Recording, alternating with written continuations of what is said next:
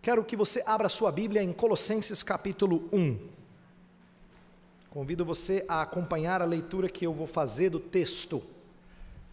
Para quem estava aqui domingo passado, eu disse que nós iniciaríamos uma série espaçadamente, isto é, eu não vou expor ela na sequência toda de uma vez, mas vou expor partes de Colossenses, Deus permitindo toda ela em tempos futuros aí. Então, vamos começar e devagarzinho. E uma das coisas que eu disse é que nós faríamos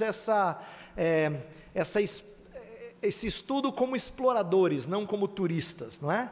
Eu falei isso para que você entendesse que tem muita preciosidade para a gente estudar em certos textos bíblicos, principalmente em cartas de Paulo. É difícil estudar trechos longos das cartas de Paulo, porque ele coloca muitas coisas em poucas palavras, muitas verdades empacotadas numa mesma frase. É por isso que a gente vai estudar Colossenses trechinho a trechinho. Então, eu vou ler Colossenses 1, de 1 a 8, e embora eu vá falar dos versos 3 a 8 hoje, quero ler o trecho que a gente tratou na semana passada, tá? Então, Colossenses capítulo 1, versos 1 a 8, diz assim: Paulo, apóstolo de Cristo Jesus, por vontade de Deus, e o irmão Timóteo, aos santos e fiéis irmãos em Cristo, que se encontram em Colossos, graça e paz a vós outros, da parte de Deus nosso Pai. Damos sempre graças a Deus, Pai de nosso Senhor Jesus Cristo, quando oramos por vós, desde que ouvimos da vossa fé em Cristo Jesus, e do amor que tendes para com todos os santos, por causa da esperança que vos está preservada nos céus, da qual antes ouvistes pela palavra da verdade do Evangelho, que chegou até vós, como também em todo o mundo está produzindo fruto e crescendo. Tal acontece entre vós, desde o dia em que ouvistes e entendestes a graça de Deus na verdade, segundo foste instruídos por Epáfras, nosso amado conservo, e quanto a vós outros, fiel ministro de Cristo, o qual também nos relatou do vosso amor no Espírito. Vamos orar mais uma vez? Senhor, ilumina a nossa mente, dispõe o nosso coração, faz-nos focados agora na Tua Palavra, que as palavras dos meus lábios sejam agradáveis a Ti, Senhor, que eu profira aquilo que é verdadeiro e é fiel, e o Teu povo receba essa palavra como Tua, não como minha, mas como Tua, e sejam edificados por obra do Teu Espírito. Oramos em nome de Jesus, amém. Você já teve dificuldade de agradecer pessoas que não parecem tão certinhas? É mais fácil a gente agradecer por gente que é admirável, a gente agradecer por coisas que nós olhamos e falamos: ó, que legal, você viu o que a pessoa fez? Que bonito, Senhor, te agradeço, né? Mas é mais difícil a gente agradecer por gente, me perdoe a expressão, meio estragada. Ou, para usar uma frase um pouquinho mais positiva, gente inacabada, né? É mais difícil a gente agradecer. Parece que gente que tem algum tipo de problema mais grave, seja no pensar ou no agir, essas pessoas, elas despertam uma certa impaciência em nós. Não é? A gente não tem às vezes muita paciência com gente imatura, com gente que não cresce, com gente cuja conduta é incompatível com o cristianismo. Às vezes a gente até é levado à ira. A gente não é muito misericordioso com quem não se livra de certos pecados ou de certas tolices. Toda essa impaciência e ira para com crentes inconsistentes não despertam a nossa gratidão. Como eu falei, a gente agradece a Deus pela nossa salvação em Cristo, a gente já fez isso. A gente agradece a Deus pelas bênçãos do dia a dia, nós agradecemos pelo sustento, não é? Pela proteção, a gente agradece pelo pão de cada dia, pela bênção do trabalho, nós cantamos isso também, por família. Tudo isso é fácil de agradecer, sabe por quê? Porque a gente aprecia essas coisas. O que é alvo do nosso apreço é motivo da nossa gratidão. Mas não é fácil a gente agradecer por coisas que a gente não aprecia. Crentes inconsistentes não são alvo do nosso apreço, entendeu? E é difícil a gente agradecer por pessoas complicadas. É difícil a gente agradecer por vidas cristãs inacabadas, sejam nos outros, ou talvez até em você mesmo. Quantas vezes você já ficou com raiva de você mesmo por repetir pecados, ou não parecer que você está progredindo espiritualmente, continua lutando contra a ansiedade, ou medo, ou qualquer outra fraqueza, outro pecado? Eu creio que para nós esse texto é precioso, porque Paulo vai ensinar para a gente que é possível, não só é possível, é um excelente exercício a gente agradecer a Deus por pessoas que estão inacabadas, por gente complicada, por gente que ainda precisa de ser trabalhado por Deus de uma forma notória e admirável. Pelo menos a gente não enxerga isso. Paulo quase sempre começa suas cartas com uma palavra de gratidão, e o que me surpreende é que ele agradece a Deus por vidas de igrejas bem complicadinhas, algumas mais, outras menos, mas ele não deixa de ressaltar as falhas de cada igreja. Por exemplo, ele agradece pela vida dos romanos, mesmo havendo briguinhas entre os fortes e os fracos, ele trata disso na carta.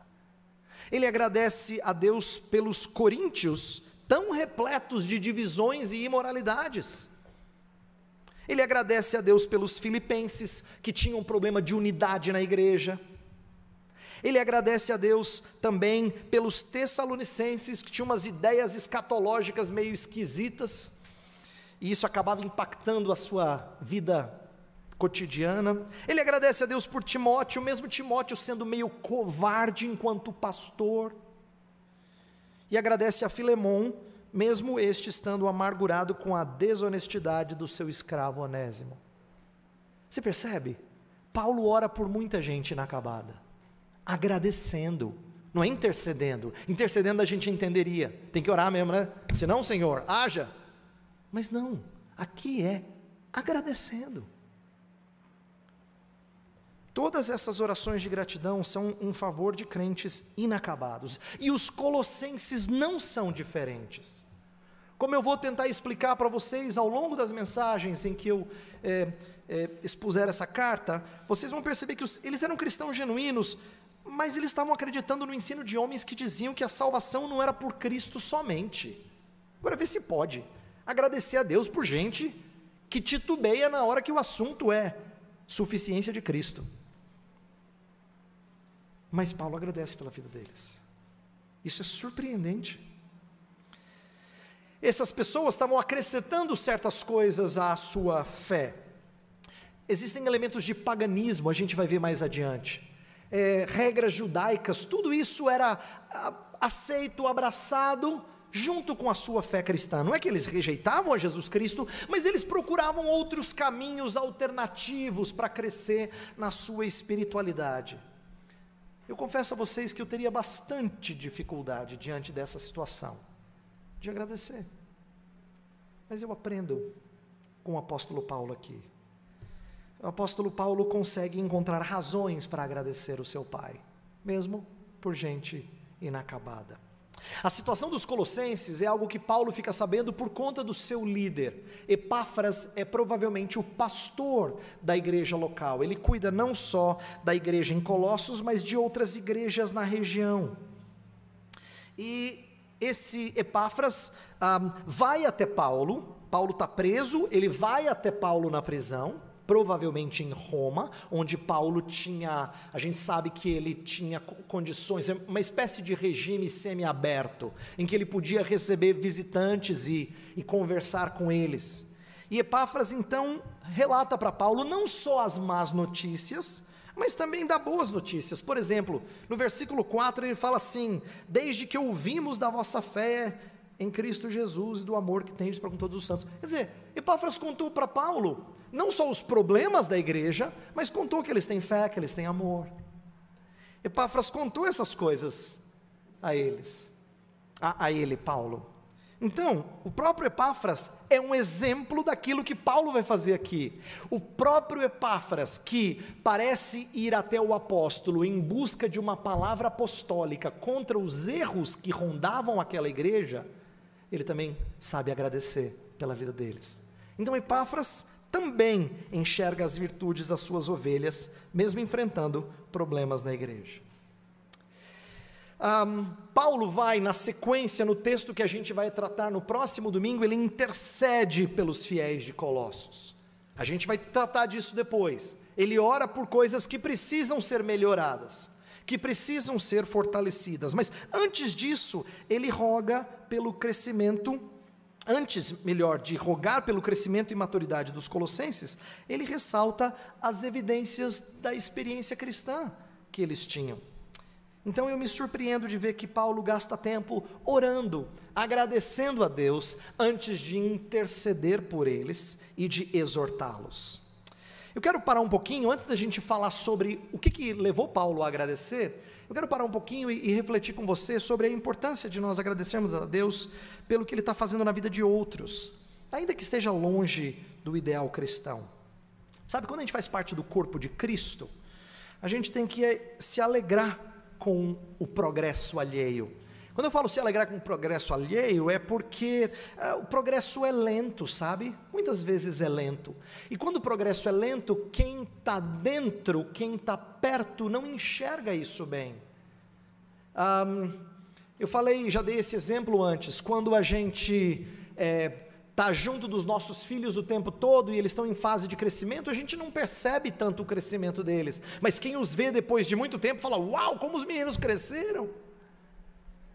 É parecido no crescimento espiritual, a gente não consegue enxergar o nosso crescimento, mas Deus coloca outras pessoas na nossa vida para ajudar a gente a ver o crescimento espiritual.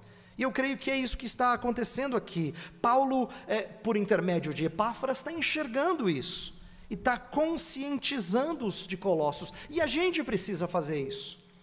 Nós precisamos ter essa consciência de que nós fazemos parte de um corpo e devemos encorajar uns aos outros pelo que Deus está fazendo na nossa vida. Sabe, pastores como eu, frequentemente são encorajados ao ver o que Deus está fazendo na vida dos membros. Os crentes costumam não acreditar quando a gente fala assim: fui visitar vocês, ou depois de um aconselhamento eu fui mais abençoado que você. A gente fala: pastor, não acredito.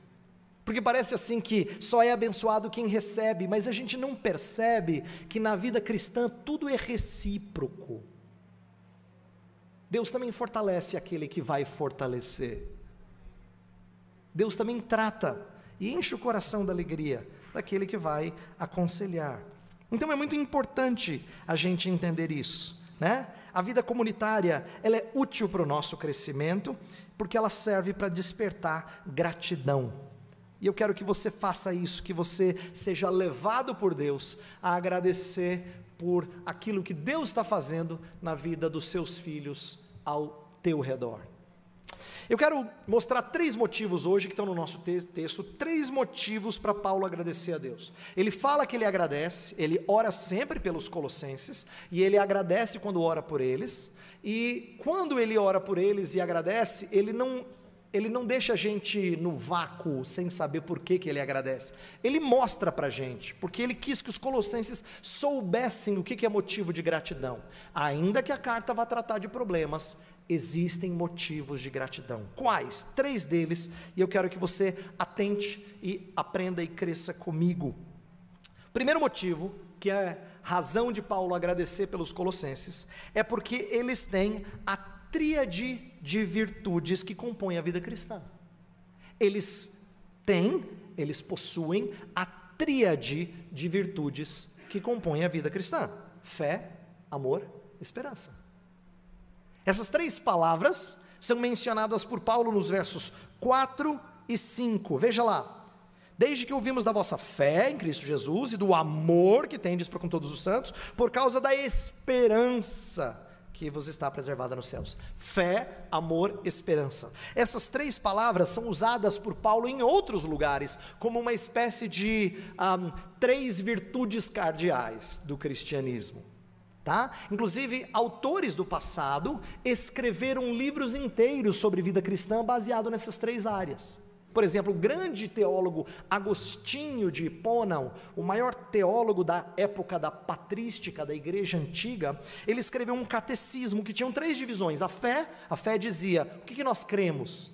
Depois o amor era a prática cristã, e a esperança tratava das coisas do porvir. Olha que curioso, posteriormente, outros documentos foram compostos baseados nessa divisão também. Se você pegar o nosso breve catecismo de Westminster, você vai ver uma primeira parte que é feita de doutrina, é a parte da fé. Depois você vai ver a exposição dos 10 mandamentos, é o amor. E depois você vai ver a oração do Senhor, que é esperança. Então, essa tríade virou uma espécie de resumo da vida cristã, e Paulo consegue detectar essas 3 verdades na vida deles. Mas eu quero que a gente tire algumas lições, que a gente perceba que fé, amor e esperança aqui não estão simplesmente listadas de qualquer jeito. Elas estão listadas de uma forma que a maneira como Paulo constrói as frases são lições interessantes. Por exemplo, ele começa falando da fé em Cristo Jesus, não é? Desde que ouvimos da vossa fé em Cristo Jesus. Fé na Bíblia pode significar 2 coisas diferentes, e parece que Paulo está colocando 2 ideias aqui dentro dessa mesma palavra, porque elas aparecem em Colossenses. Fé pode ser a nossa confiança em Deus, não é? Você fala assim, eu tenho fé em Deus, eu tenho fé em Cristo como meu Salvador. Como pode ser o conteúdo da sua crença? Isto é, aquilo que você crê. A minha fé é que Jesus Cristo nasceu da Virgem Maria, morreu pelos nossos pecados e ressuscitou ao 3º dia. Essa é a sua fé, isto é o conteúdo, é aquilo em que você crê. Então, às vezes, a Bíblia usa fé no sentido de confiança e às vezes no sentido de conteúdo. Eu quero mostrar como essa fé aqui é motivo de alegria para Paulo, porque ela está aliada a amor. Amor para com todos os santos, verso 4. E o amor que tendes para com todos os santos. Por que essa junção de fé e amor é motivo de gratidão? Veja só, algumas lições. Primeiro, Paulo está juntando o que nós chamaríamos de crer com o observar. Lembra? Crer e observar tudo quanto ordenar. A ideia é que o que a gente crê não pode estar dissociado de como a gente vive. Essas coisas não combinam. Paulo está ensinando para a gente que nós não podemos sustentar essa dicotomia. E eu destaco essa dicotomia porque ela acontece na vida de crentes. Tem gente muito zelosa por aquilo que se crê e tem pouco zelo pela forma como se vive. E tem outros que são o contrário, adoram a parte prática. O importante, pastor, é viver o Evangelho. Creem em um monte de bobagem, mas fica falando de viver o Evangelho errado. Porque uma coisa não pode ser dissociada de outra. Aquilo que você crê alimenta a forma como você ama, e a forma como você ama confirma aquilo em que você crê. Então, quando Paulo coloca fé unida ao amor, e ele faz isso em outros lugares, ele está ensinando para a gente que essa dicotomia não combina. Inclusive, uma lição relacionada a essa é a ideia de que ele junta os 2 principais relacionamentos que nós temos, com Deus e com o próximo. A fé em Cristo Jesus e o amor para com os santos. Essa junção é muito importante, porque a gente não pode dissociar a confiança em Deus do serviço para com o próximo. Não é possível dissociar. A relação vertical com Cristo, ela está conectada, inseparavelmente conectada com a relação horizontal que nós temos com os nossos irmãos em Cristo. João inclusive disse que se alguém diz que ama a Deus a quem não vê e não ama o próximo a quem vê, é mentiroso. Não dá para você amar verdadeiramente a Deus sem amar o próximo. E agora para a parte surpreendente, você também não ama plenamente o próximo sem amar a Deus. Pessoas podem dizer, mas eu amo a minha esposa, mas se você não conhece o amor de Deus, o seu amor, ele é egocêntrico. Ele é um amor desvirtuado. Ele não é um amor que conduz outros à glória do Criador. Então essas coisas estão tão ligadas, que não é possível você desconectar relacionamento com Deus e relacionamento com o próximo. Isso também vale para a gente entender que não é possível defender que vai tudo bem com Deus, mas lá em casa está meio complicada a coisa, viu pastor? Ora pela gente. Não é possível estar tudo bem com Deus e lá em casa a coisa está complicada. Porque uma coisa afeta a outra. Se o nosso relacionamento com o próximo passa por faíscas, então isso reflete na maneira como eu me relaciono com o Senhor, é claro. Não é possível uma estar muito bem e a outra mais ou menos, não é possível. Elas estão indissociavelmente conectadas. A fé, ela então nos conduz ao amor que nós devemos praticar para com o próximo. Paulo fala em Gálatas sobre a fé que atua pelo amor. Quando a gente fala de fé que é operosa, é uma outra expressão de Paulo também lá em Tessalonicenses, a operosidade da nossa fé. A gente costuma pensar mais em obras de ação social. Boas obras, para a maioria das pessoas, tem a ver com caridade. Veja, obra de ação social faz parte, é uma das expressões, mas na Escritura, boas obras é muito mais do que isso. Boas obras é todo comportamento condizente com a sua identidade cristã. Todo comportamento condizente com a sua identidade cristã é boa obra. E esse amor, olha que interessante, é um amor produzido pelo Espírito. Veja verso 8. O qual também nos relatou do vosso amor no Espírito. É interessante porque no verso 4 ele tinha dito um amor para com todos os santos. Em outras palavras, um amor sem barreiras, sem distinção. Um amor que não fica escolhendo, eu gosto de andar com gente assim. Eu gosto de gente que gosta disso. Não, Paulo está falando que ele admira o fato dos colossenses não fazerem distinção. Amarem crentes de contextos e de histórias diferentes. Eles não estão sendo seletivos ou facciosos como os da igreja de Corinto, por exemplo. Em Colossos, esse não é o problema. Então Paulo agradece a Deus pelo fato deles amarem sem distinção. Agora, antes que eles pensassem que isso é glória deles, o nosso texto termina dizendo que esse amor foi produzido pelo Espírito, não é? Então, olha que interessante, todas as vezes em que a gente vê crentes atuando amorosamente, como resultado da sua fé, a gente precisa agradecer a Deus. Ainda que as obras sejam imperfeitas, o fato de ter fé genuína ali, de ter amor cristão ali, é razão de louvar o nosso Senhor. Portanto, quando nós vemos evidências de fé cristã e de amor cristão nas pessoas, nós devemos agradecer o Pai. Uma segunda verdade, uma segunda lição que eu tiro desse texto dos versos 4 e 5, é a maneira como Paulo amarra fé e amor com esperança, porque no original está assim, a fé, o amor, fundamentada na esperança, é mais ou menos isso que Paulo construiu. Versículo 5, na nossa tradução, diz assim, por causa da esperança. A ideia é que a fé está ligada ao amor, e o amor para com todos os santos, ele acontece por causa da esperança. Então olha que interessante, a esperança aqui, tratada por Paulo, ela é um impulso, uma espécie de elemento propulsor da fé e do amor, não é? Eles não criam em Deus porque Deus demonstrava as suas maravilhas diariamente, né? Eu quero ver para crer, não é isso. Eles não estavam amando porque o próximo correspondia ao seu amor, esse é um amor interesseiro. Eles estavam crendo e amando, baseado em coisas que ainda aconteceriam.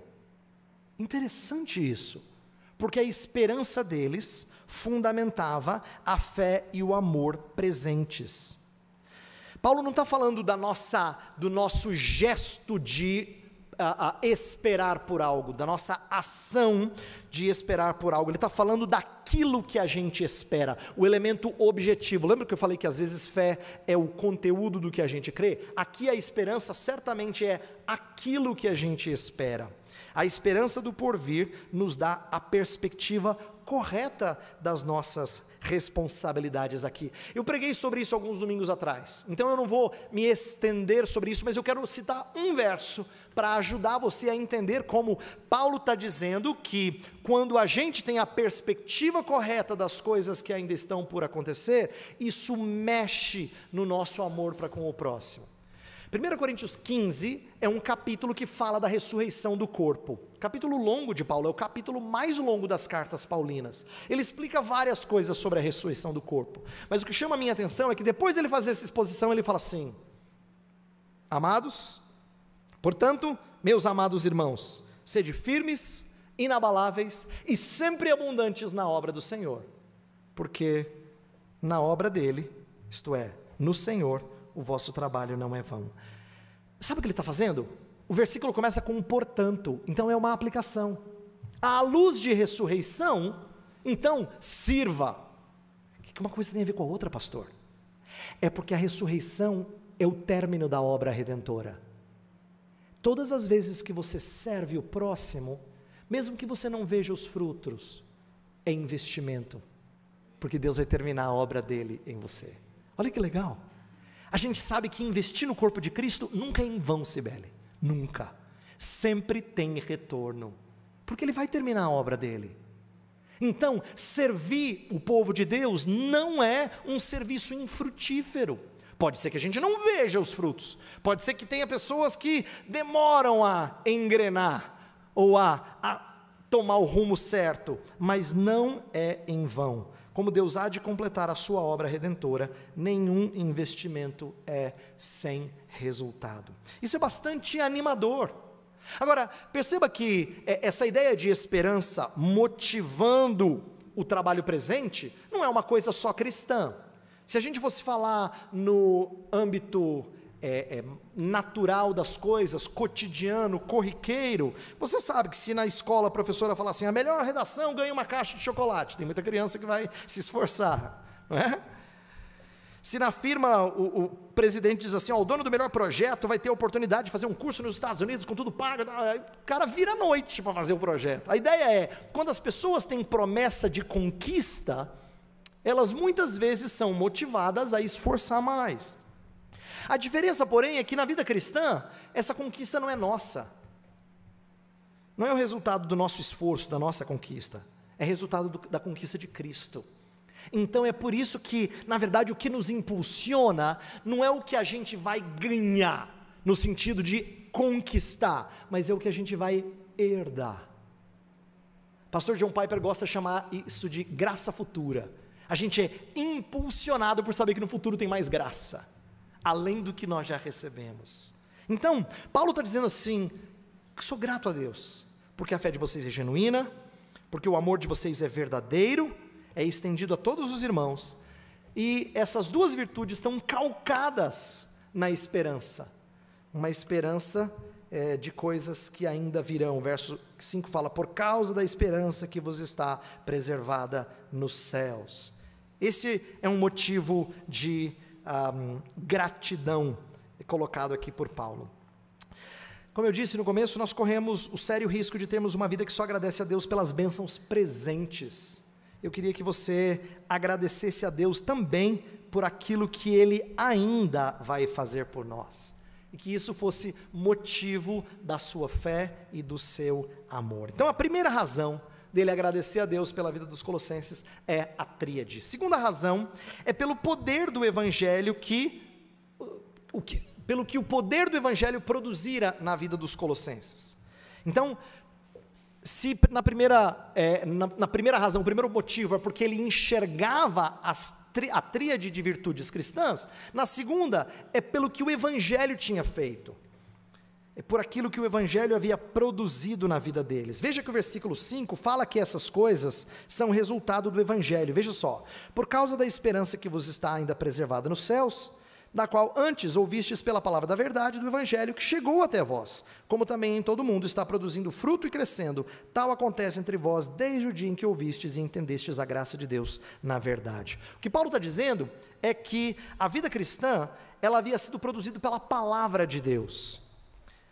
Paulo é agradecido a Deus e ele glorifica a Deus, não é porque os colossenses estão indo bem, daqui a pouco a gente vai ouvir em outros sermões que eles não estão assim tão bem, mas então eles não tinham do que se orgulhar, mas o Senhor trabalhava neles, e o Senhor havia trabalhado isso com o seu evangelho, um evangelho que havia feito não só algo na vida deles, mas havia feito algo na vida de gente de toda parte. Existe um aspecto muito bonito aqui no versículo 5 sobre esse evangelho, início do 6. Esse evangelho que chegou até vós, como também em todo o mundo está produzindo fruto e crescendo. Olha que interessante. Primeiro ele agradece a Deus pelas virtudes, mas é Deus que produziu neles, não são eles que estão fazendo isso. Mas depois ele ele agradece a Deus porque o que está acontecendo na vida deles é resultado do belo evangelho que tem essa característica linda de universalidade. Olha só. Não só em Colossos, mas em todo o Império Romano, esse evangelho estava produzindo frutos. Isso levou a igreja a desenvolver uma doutrina, que é dizer que a igreja cristã, ela é resultado desse evangelho que é universal, e ela então ganha uma característica que a gente chama de catolicidade, ou universalidade. O que é essa catolicidade? Significa que a igreja de Jesus Cristo, ela não está restrita a um grupo, ela não está restrita a uma cidade, ela não está restrita a uma região, ela inclui gente de toda parte, então existe uma universalidade geográfica. Mas além disso, existe uma universalidade ou uma catolicidade antropológica. Por quê? Pega gente de toda raça, de todo grupo social. A igreja é o lugar mais plural que há. Se tem um lugar em que gente que não combina se junta, é aqui. É verdade. Em todos os outros lugares, as pessoas são mais parecidas, têm mais afinidades, estão mais ou menos nos mesmos grupos. Aqui não. A igreja de Cristo é o lugar em que existe muita pluralidade. Por quê? Porque Deus faz questão de mostrar universalidade de raças, grupos, tribos, línguas, nações. E também uma universalidade, uma catolicidade cronológica. Isto é, ao longo dos séculos, nós estamos conectados à igreja de Cristo Jesus do passado e àquela que ainda virá. Então, esse é o poder do evangelho, percebe? Ele está falando assim, o evangelho alcança, não só alcançou vocês, mas alcança todo mundo. Eu sou grato a Deus por esse evangelho. Ele está agradecendo a Deus, não só pelo que ele vê neles, mas porque o que acontece com eles foi resultado desse evangelho lindo e poderoso. Paulo aqui, na verdade, está preparando os colossenses para um contraste. Eu vou falar bastante em outras mensagens sobre falsos mestres. E os falsos mestres tinham uma religiosidade meio elitista, sabe? Alguns poucos têm um conhecimento especial, você precisa consultar com eles, senão você não vai conseguir o conhecimento. Como se fosse assim uma espiritualidade secreta, que você precisa de um guru para você chegar lá. Paulo vai dizer, não, o evangelho de Jesus não é assim. Sabe uma das coisas que me fascina na igreja cristã? É que não tem nenhuma parte da Bíblia que eu não possa falar para uma pessoa que entra na igreja pela primeira vez. Gente, tá chegando visitante, Jeremias, vamos mudar a mensagem aqui? Não precisa. Não existe nada que seja secreto só para nós. Toda essa mensagem, ela é aberta para todos, porque ela tem caráter universal. Ela alcança pessoas de todas as regiões, de todos os grupos sociais, de todos os tempos. Ela não é elitista como o falso ensino.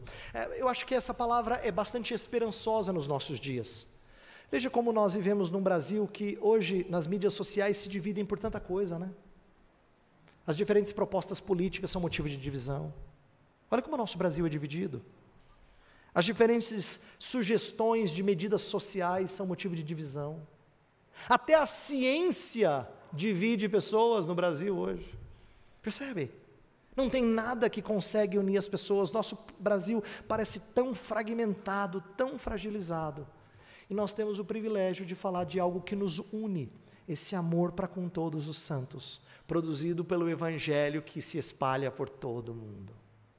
Isso é uma coisa preciosa que nós não podemos negligenciar, não podemos tratar de maneira leve. Isso é lindo, isso é precioso.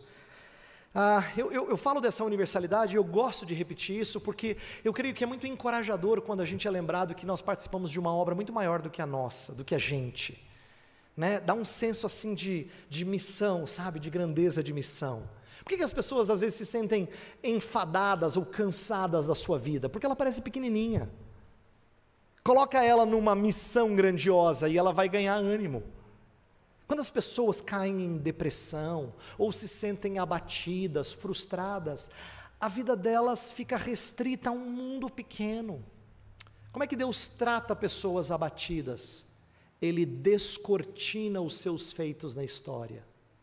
E a pessoa tem senso de que ela participa de algo muito grande. É assim que Deus trata a nossa visão. E é isso que Paulo fala assim, ele fala assim, ó, eu fico feliz pelo evangelho que atingiu vocês, mas não é só vocês não, viu? Está mexendo no mundo. Está mexendo no mundo inteiro. Então quando a gente reúne aqui, 100 e poucas pessoas, isso aqui é pouco, perto dos milhões de milhões e milhares de milhares que cantam digno é o Cordeiro. Nós fazemos parte de algo muito grande. Tem algo aqui muito interessante que eu aprendi essa semana estudando esse texto. No versículo 6, Paulo usa duas expressões que remontam ao primeiro capítulo da Bíblia. Quando ele fala sobre o evangelho que produz fruto e cresce, vários estudiosos dizem que Paulo está ecoando uma ordem que ele deu ao primeiro casal, lá atrás em Gênesis 1. Lembra quando ele falou assim, ó, sede fecundos, multiplicai. A ideia de ser fecundo é ser frutífero, multiplicar é de crescer. Esses verbos que estão lá em Gênesis 1, 28, Paulo os utiliza aqui, fazendo um paralelo. Qual é o paralelo? É assim, ó, Deus deu a ordem para que o homem multiplicasse e enchesse a terra com vários espelhos da imagem de Cristo. Mas veio o pecado e estragou tudo, né? Então um outro homem surgiu para tornar o mandato de Deus realizado. O que Paulo está dizendo é que Deus não é frustrado no seu plano de ver a imagem dele frutificar e multiplicar. Só que agora isso é feito através da fé em Cristo Jesus. Sabe o que é bonito para mim? É que aprender com esse texto, é porque muita gente olha para Gênesis 1, 28 e só pensa em filhos naturais, filhos biológicos. Mas se fosse assim, coitado do Paulo, né, que não era casado. Mas não é disso só que Deus está falando. Filhos podem e são bênção quando eles andam nos mesmos caminhos de fé que nós. Mas Deus nos dá a alegria de termos outros filhos, e esses são muito preciosos para o Senhor. Paulo tinha um filho que não era de sangue, mas era de discipulado, chamado Timóteo, filho do coração de Paulo, e que propagou as coisas que Paulo ensinou. É isso que significa frutificar e crescer. O evangelho tem produzido isso. Se lá atrás o primeiro Adão não conseguiu espalhar a imagem de Deus ao redor do mundo, o segundo Adão faz questão de fazer acontecer. Ele faz com que imagens de Cristo sejam frutificadas e espalhadas ao redor do mundo. Mas sabe, o apóstolo Paulo não está falando só de fruto e crescimento no sentido de mais pessoas virem ao conhecimento salvador de Jesus. Ele está falando de fruto e crescimento naquele que já é cristão também, na sua vida, na minha vida, na vida de Colossos. Veja que no verso 6 ele fala assim que esse evangelho acontece entre vós, ou melhor, esse fruto e crescimento acontece entre vós, é presente. O que ele quer dizer é, o evangelho tem frutificado, tem crescido, mas não é só com gente nova crendo, é na sua vida. Então Paulo está ensinando para eles que o evangelho continua operando na vida deles. É importante eu dizer isso, porque para muitas pessoas, e eu já repeti esse ensino em vários lugares onde Deus me deu o privilégio de pregar, para muitas pessoas, evangelho é aquilo que a gente prega quando alguém não é cristão, para ele então se tornar um cristão, né? Então a gente fala assim, ó, culto do sábado passado, Fernando, foi um culto de evangelização. O que a gente quer dizer? A gente pregou o evangelho. O problema é que se o culto não é de evangelização, então a gente pregou o quê? É claro que tem que ser o evangelho, sempre. E o que você precisa para que haja frutos e você cresça? Do evangelho. Não é uma mensagem diferente para o descrente. Não é aquela pessoa, vamos convidar a gente fora, o pastor vai preparar uma mensagem só para eles. Não! O mesmo evangelho que eles precisam, nós precisamos. Porque Deus está frutificando e fazendo crescer aqueles que já são um povo dele também. Então percebe que Paulo conecta tanto o crescimento da igreja em termos de conversões, com o crescimento dos que já são cristãos. Ele coloca as duas coisas no mesmo pacote e ensina para a gente que o evangelho tem poder para frutificar em nós. Esse é um dos desafios da vida cristã, sabe? É a paciência de aguardar os frutos do evangelho em nós. Você às vezes não fica desanimado por não crescer no ritmo que você gostaria? Você já se sentiu abatido porque algumas coisas aconteceram e você se mostrou frágil de novo? Não foi a primeira vez. De novo. Então, aqui Paulo está ensinando a gente a crer que o evangelho, ele tem produzido e continuará produzindo essas coisas em nós. Um evangelho que é feito de graça e de verdade. É isso que ele diz no final do verso 6. Desde o dia em que ouvistes e entendestes a graça de Deus na verdade. Graça e verdade são o ensino de Cristo. Lembra?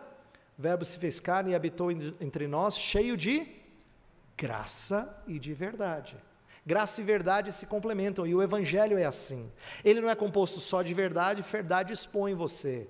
Graça cobre sua pecaminosidade. Mas não pode ter graça sem verdade. Então essas coisas andam juntas. E o evangelho de Jesus Cristo, que eles creram, tinha tanto a graça quanto verdade. Por último, e eu farei isso de maneira bem breve, Paulo agradece pela excelência do portador do evangelho, Epáfras. Ele agradece pelas virtudes, pelo poder do evangelho, e em terceiro lugar, pelo portador do evangelho, que no caso dos Colossos foi Epáfras. Epáfras, ele diz no verso 7, foi instrutor deles e instruiu de maneira fiel. Ele é chamado de conservo. Conservo é no sentido de que ele prega a mesma mensagem que Paulo, esse é o sentido da expressão, e ele é fiel ministro de Cristo. Então, Epáfras é fiel em dois sentidos: ele prega o evangelho de forma verdadeira, e ele prega o evangelho até as últimas consequências. Quando eu falo que ele prega até as últimas consequências, é porque a gente sabe que quando ele foi visitar Paulo, ele ficou preso. Filemon, finalzinho da carta de Filemon, fala que Epáfras está preso comigo.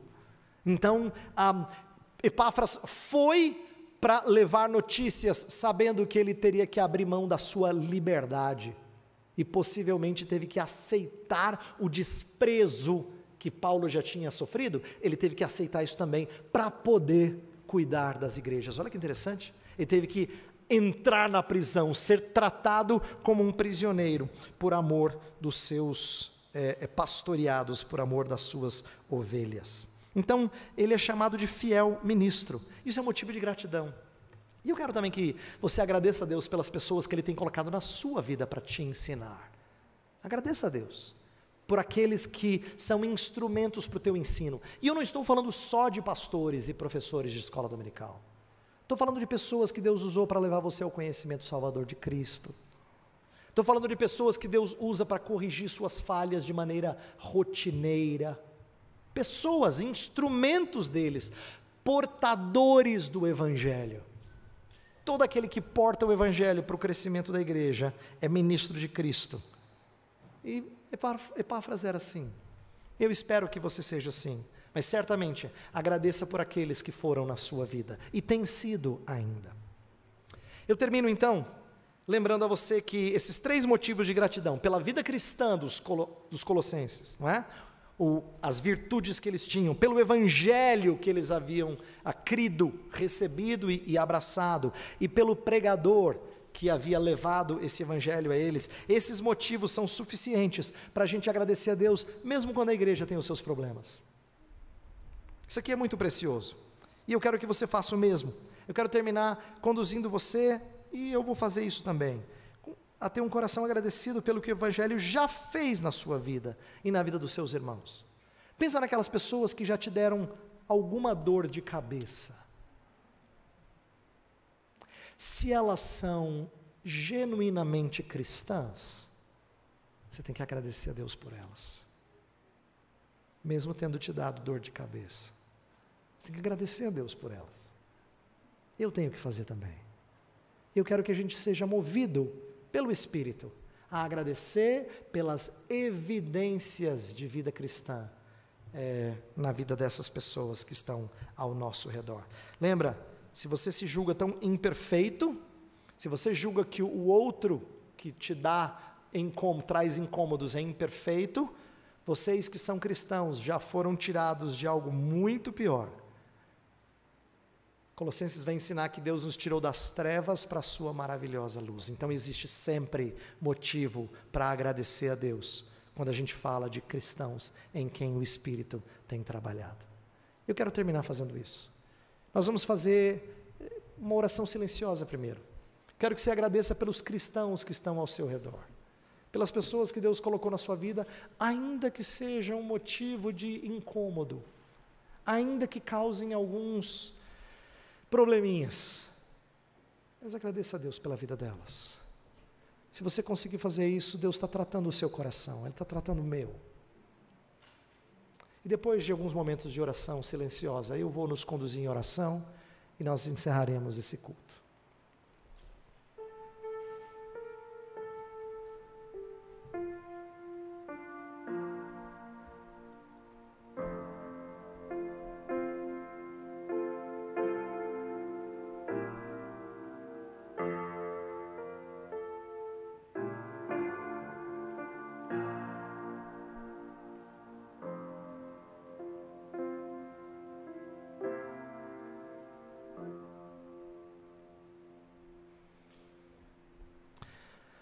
Ó Senhor bendito, nós fomos convocados por Ti mesmo a termos um coração mais agradecido.